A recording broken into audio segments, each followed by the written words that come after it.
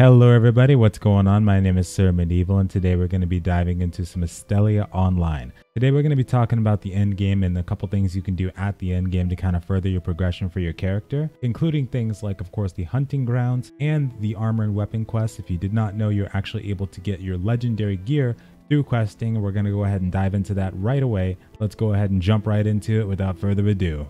Now to start with, if you reach level 50, you're a fresh character and you feel like you still have something to do but you're not quite sure yet, you're absolutely right. First things first, you always want to make sure to finish your main story quest as soon as you reach level 50. Get that capped out. You're going to arrive at a place that looks like a spaceship area.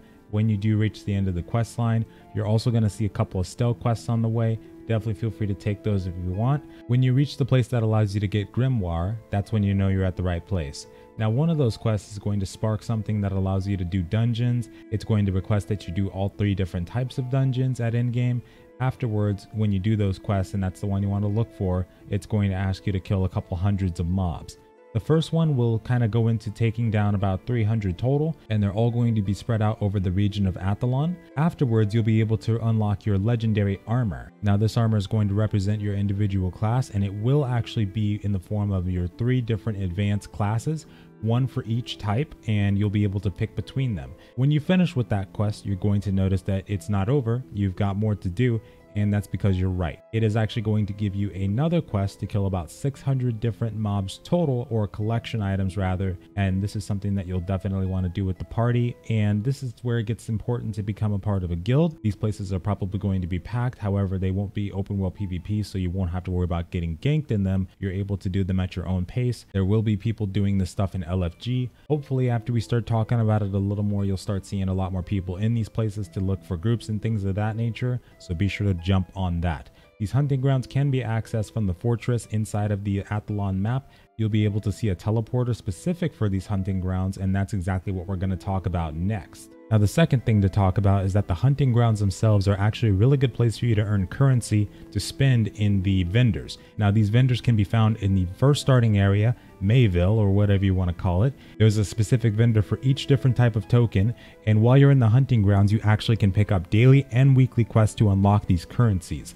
Now, you'll notice that you might get special ones like the unused data, as well as another one that you're able to use for legendary gear. It's important to do these quests as soon as possible and as much as you possibly can. That way, when you have enough, by the time you're done with the weapon and armor quest, you'll already be able to start farming your way slowly but surely into getting your jewelry and making sure that you can get the rest of your armor pieces if you need to. Now, there's only, of course, one armor piece to worry about, so the only thing you really need to do there is if you need a specific stat and you didn't get a good roll or a good enough roll, you might get a better one from using those tokens in that specific vendor shop.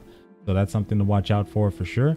There's 3 different types of hunting grounds, each different biomes as well, each different monsters to fight, and a boss included in each zone as well. Now, when you first go through these, you will see some starter quests. One may even include killing said boss, and you want to make sure you do these ones twice. The reason for this is that the first one will of course be the actual main one itself to kind of introduce you to the mechanics themselves. The second one may be the actual daily or weekly quest, so you want to make sure to turn those back in to see if you have any extra ones to go for. Definitely jump on these ones as soon as possible, because in between doing dungeons and things of that nature, or if you don't have enough time in a day, you might be able to spend a little bit of time doing this instead to unlock gear through other methods. And that's pretty much all for now, folks. In terms of the end game, that was probably one of the key pieces that is missing. There is more to discover, and we will definitely do it together. Thank you all so much for joining me. Be sure to shield smash that like and subscribe button, and I'll see you next time. Later, folks.